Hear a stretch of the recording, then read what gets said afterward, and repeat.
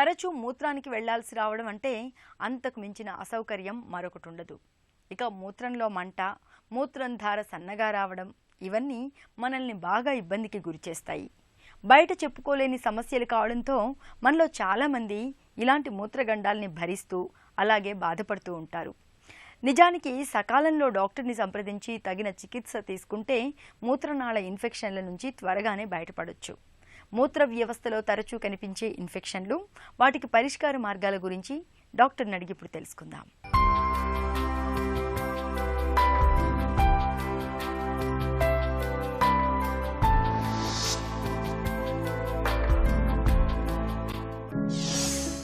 మూత్రనాళ ఇన్ఫెక్షన్లు ఎందుకు వస్తాయి?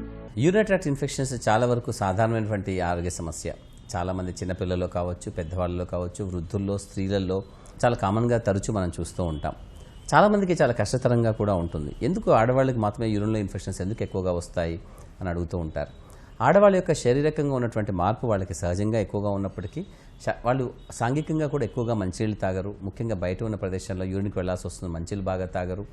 ప్లస్ వాళ్ళ యూరిత్ర చాలా చిన్నగా ఉంటుంది కాబట్టి బ్యాక్టీరియా ఎక్కడైతే వాళ్ళ పేగుల్లో బ్యాక్టీరియా ఉంటాయో, ఎషిరిషియా కొలై అనబడే ఈ బ్యాక్టీరియా ఎక్కువగా యూరినరీ ట్రాక్ట్లోకి ఇన్వేడ్ అవుతూ ఉంటుంది. ముఖ్యంగా వారిలో డయాబెటీస్ కూడా ఎక్కువగా ఉంటే చాలా ఎక్కువగా ఇన్ఫెక్షన్స్ వచ్చే అవకాశం ఉంటుంది. అంతేకాదు ఆడవాళ్ళకి యూరిన్లో ఇన్ఫెక్షన్స్ ఎప్పుడన్నా వచ్చి అది కిడ్నీ దాకా వెళ్ళగలిగితే కిడ్నీలో మచ్చలు కూడా చేసి వెళ్తుంది. సో కాబట్టి అప్పుడు కానీ తరచూ కానీ వచ్చే యూరిన్లో ఇన్ఫెక్షన్స్ మనం నెగ్లెక్ట్ చేయడానికి వీలు లేదు. మహిళల్లో మూత్రనాళ ఇన్ఫెక్షన్లు ఎందుకు ఎక్కువ? చిన్నపిల్లల్లో యూరిన్లో ఇన్ఫెక్షన్స్ వచ్చే అవకాశం చాలా అరుదుగా ఉంటుంది. మగపిల్లలకి 2 ఏళ్ల తర్వాత యూరిన్లో ఇన్ఫెక్షన్స్ రావు. మొదటి 2 సంవత్సరాల్లో అమ్మాయిలకు కానీ అబ్బాయిలకు కానీ చాలా తరచూ ఇన్ఫెక్షన్స్ వస్తాయి. బహుశా అది అక్కడ ఉన్నటువంటి వాళ్ళ ఇమ్యూన్ సిస్టమ్ ఇంతవరకు ఇంకా బాగా డెవలప్ కాదు కాబట్టి చిన్నపిల్లల్లో ముఖ్యంగా లోకల్ ఇమ్యూన్ సిస్టమ్ ఏదైతే ఉంటుందో యూరినరీ ట్రాక్ట్లో అది ఇంకా బాగా డెవలప్ కాదు కాబట్టి వాళ్ళకి యూరిన్లో ఇన్ఫెక్షన్స్ వచ్చే అవకాశం చాలా ఎక్కువ. అయితే ఆ తర్వాత 2 ఏళ్లు దాటిన తర్వాత అమ్మాయిలకి మాత్రమే ఎక్కువగా యూరినరీ ఇన్ఫెక్షన్స్ వస్తాయి. అది కూడా రకరకాల కారణాల చేత, శారీరకంగా వాళ్ళలో ఉన్నటువంటి ధర్మాన స్థితిని బట్టి వాళ్ళకి అలా ఉంటుంది.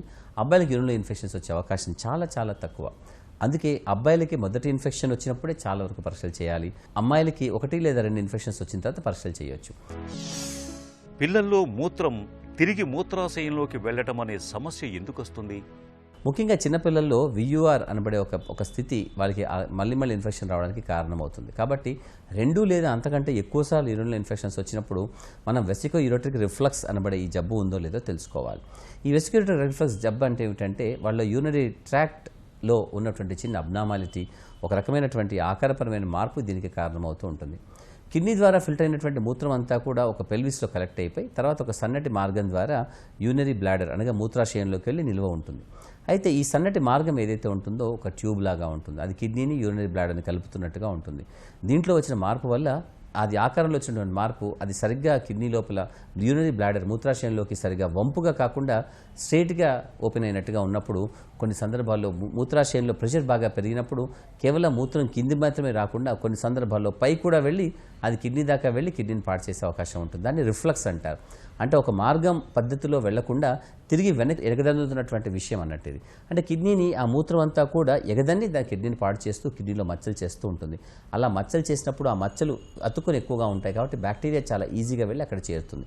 అంతేకాకుండా ఈ ప్రయత్నంలో మూత్రనాళం ఏదైతే ఉంటుందో కిడ్నీని మూత్రాశయాన్ని కలపగలిగే మూత్రనాళం ఏదైతే ఉంటుందో అది కూడా చాలా వరకు ఉబ్బిపోయి వాచిపోయి ఉంటుంది. కాబట్టి దాంట్లో మూత్రం అంతా నిల్వ ఉండి తద్వారా అది బ్యాక్టీరియా అన్నీ వచ్చి చేరి అది పస్ అయిపోయి సెప్టిక్ అయిపోయి కాంప్లికేషన్స్ వచ్చే అవకాశము, అలాగే కిడ్నీలో మచ్చలు చేసే అవకాశం ఉంటుంది. పక్క తడిపే పిల్లలకు మూత్రనాళ ఇన్ఫెక్షన్లు ఎక్కువగా వస్తాయా? పిల్లల్లో సాధారణంగా ఎవరైతే రాత్రిపూట తరచూ తెలియకుండా మూత్రం పోసేస్తున్నారో, ముఖ్యంగా 6-7 ఏళ్ళ తర్వాత ఇంకా అలాగే కనిపిస్తోందో, ఎవరికైతే తరచూ మూత్రంలో ఇన్ఫెక్షన్స్ వస్తున్నాయో, అలాగే కాకుండా ఆకలి బాగా తగ్గినట్టుగాను పెరుగుదల బాగా లేనటువంటి వారిలో సైతం పరీక్షలు చేయాలి. కిడ్నీలో వచ్చే మార్పులు కానీ కిడ్నీ మూత్రంలో వచ్చే ఇన్ఫెక్షన్స్ కానీ దాదాపుగా చాలామందికి బాగా తెలుస్తాయని అనుకుంటూ ఉంటారు. చిన్నపిల్లలకు వచ్చే జ్వరాలను మనము సాధారణంగా థ్రోట్ ఇన్ఫెక్షన్స్, జలుబులు, దగ్గులా అని చెప్పి మనము మర్చిపోతూ ఉంటాం. అలా చేయకూడదు.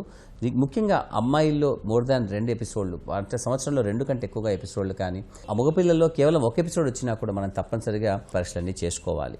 అలా అంతేకాకుండా కిడ్నీ యొక్క ఆకారంలో మార్పులు ఏదన్నా యూజువల్గా పాలిసిస్టిక్ కిడ్నీ డిజీజ్ కావచ్చు, ఎక్టోపిక్ సిస్టిక్ కిడ్నీ కావచ్చు, ఎక్టోపిక్ కిడ్నీ కావచ్చు, క్రాస్ఫ్యూజ్ ఎక్టోపియా లాంటిది కావచ్చు, హార్షూ కిడ్నీ కావచ్చు, ఇలాంటి సందర్భాల్లో కూడా చాలా మనకి ఇట్లాంటి యూరినరీ ట్రాక్ట్ ఇన్ఫెక్షన్స్ కనపడుతూ ఉంటాయి. సో కాబట్టి చిన్నపిల్లల్లో వచ్చే యూరినరీ ట్రాక్ట్ ఇన్ఫెక్షన్ మనం నెగ్లెక్ట్ చేయడానికి లేదు.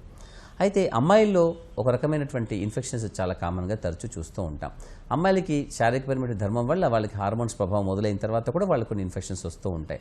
అయినప్పుడు అమ్మాయిల్లో కూడా తరచూ మూత్రంలో ఇన్ఫెక్షన్స్ వస్తున్నాయంటే వాళ్ళ అలవాట్లలో మార్పులు మాత్రమే కాదు, శారీరకంగా అంతర్గతంగా వారిలో ఏమైనా కిడ్నీ యొక్క ఆకారంలో మార్పులు ఉన్నాయా లేదా చెక్ చేసుకోవడం అనేది చాలా వరకు మంచిది.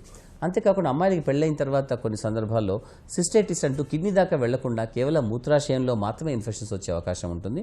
దాన్ని హనీమూన్ సిస్టైటిస్ అంటూ ఉంటారు. సో అలాగే ఈ సిస్టైటిస్ అనగా కేవలం మూత్రాశయంలో మాత్రమే వచ్చే ఇన్ఫెక్షన్కి చాలా వరకు 3 లేదా 5 రోజులు మాత్రం మందులు వాడాలని చెప్పి చాలామంది అనుకుంటారు. ఈ ఇన్ఫెక్షన్ కూడా 7 లేదా 10 రోజులు మందులు వాడడం చాలా వరకు మంచిది. కొన్ని సందర్భాల్లో చాలా రేర్గా అది కూడా కిడ్నీలో మచ్చలు చేసే అవకాశం ఉంటుంది. అయితే ఆడవాళ్లలో పోస్ట్ మెనోపాజల్ అంటే మూత్రం ఎండిపోయిన తర్వాత వాళ్ళ యూరిన్ ఇన్ఫెక్షన్ చాలా ఎక్కువగా వచ్చే అవకాశం ఉంటుంది. ఎందుకంటే మూత్రాశయము ఆ పరిసర ప్రదేశాల్లో చాలా వరకు వారికి ఈస్ట్రోజన్ హార్మోన్ ప్రభావం ఎక్కువగా ఉంటుంది. ఎప్పుడైతే ముట్లు ఎండిపోయిన తర్వాత ఈస్ట్రోజన్ హార్మోన్ ప్రభావం తగ్గిపోతుందో వారిలో అదంతా డ్రై అయిపోతుంది, కాబట్టి ఎండిపోయినట్టుగా అవుతుంది, కాబట్టి ఆ శరీర ప్రదేశం అంతా కూడా. సో వారిలో యూరినల్ ఇన్ఫెక్షన్స్ ఎక్కువగా వస్తుంటాయి. సో పోస్ట్ మెనోపాజల్ స్త్రీలలో ఎక్కువగా యూరినల్ ఇన్ఫెక్షన్స్ వస్తాయి.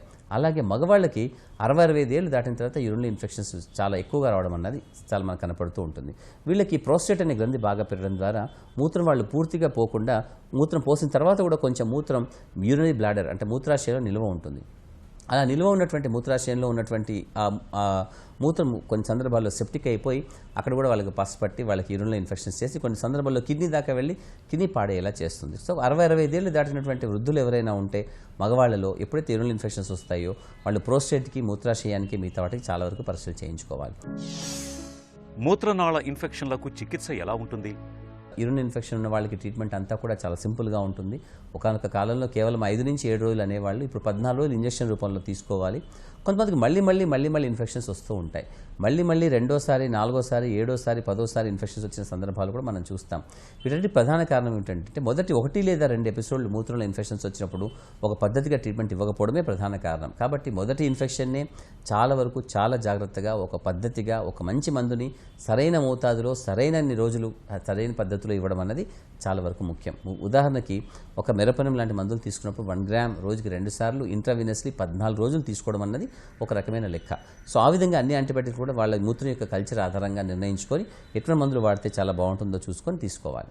కొంతమందికి ఒక సంవత్సరంలో 4 లేదా 5 ఎపిసోడ్లు వస్తూ ఉంటాయి. ఒక 2-3 ఏళ్లలో 7-10 ఎపిసోడ్లు వచ్చిన సందర్భాలు కూడా చూస్తాం. ఎవరికైతే మళ్ళీ ఇన్ఫెక్షన్స్ వస్తున్నాయో వాళ్ళకి కిడ్నీ యొక్క ఆకారంలో కానీ పనితనంలో కానీ మార్పు ఉన్నాయా లేదా పరీక్ష చేయించుకోవాలి. అలాగే కిడ్నీ యొక్క ఉపరితలాన్ని ఎక్కడైతే బ్యాక్టీరియా కానీ ముఖ్యంగా మైకోబాక్టీరియా ట్యూబర్క్లోసిస్ లాంటి బ్యాక్టీరియా వచ్చి ఇన్వేట్ చేస్తాయి, అప్పుడు కూడా వాళ్ళు మళ్ళీ ఇన్ఫెక్షన్స్ వస్తాయి. కాబట్టి 3 లేదా 4 లేదా 5 కంటే ఎక్కువగా ఎపిసోడ్లు ఒక సంవత్సరంలో వచ్చినప్పుడు వారిలో టీబీ లక్షణాలు ఏమైనా ఉన్నాయా లేదా చూసుకోవాలి. చాలామంది అనుకున్నట్టుగా టీబీ కేవలం ఊపిరితిత్తులనే కాదు, శరీరంలో అంతర్గతంగా ఉన్నటువంటి అనేక అవయవాలను బలిగితపరుస్తూ ఉంటుంది, అలాగే హాని చేస్తూ ఉంటుంది. కాబట్టి ఇటువంటి పేషెంట్స్ ట్యూబర్క్లోసిస్ ఉందా లేదా చెక్ చేసుకోవాల్సిన అవసరం ఉంటుంది. తరచూ వచ్చే మూత్రనాళ ఇన్ఫెక్షన్లు ప్రమాదమా?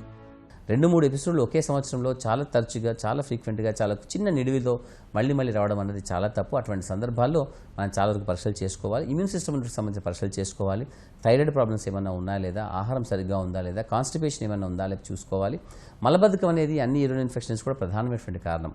ఎప్పుడైతే మలబద్ధకంగా ఉంటుందో అప్పుడు ఆ బ్యాక్టీరియా అన్ని కూడా పేగుల్లోకి వెళ్ళిపోయి అక్కడి పేగుల నుంచి బయటకు వచ్చేసి అక్కడి నుంచి కిడ్నీ యొక్క ట్రాక్ పక్కకే వెళ్ళి ఉంటుంది, కాబట్టి అక్కడ ఇన్వైట్ చేసి వాటిని ఇన్ఫెక్షన్ వచ్చేలా చేస్తూ ఉంటాయి.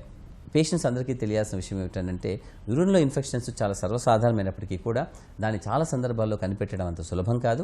చాలా కాంప్లికేషన్స్ వస్తూ ఉంటాయి. కొన్ని తరచూ వచ్చినటువంటి ఇన్ఫెక్షన్స్ని తీసివేయడం అంత సులభం కూడా కాదు. చాలా పెద్ద మొత్తంలో మందులు వాడాలి. కాబట్టి మొదటిసారి మందులు తీసుకున్నప్పుడే చాలా జాగ్రత్తగా తీసుకోండి. తర్వాత మళ్ళీ వచ్చినప్పుడు మళ్ళీ అటువంటి మంచి అవకాశం రాకపోవచ్చు.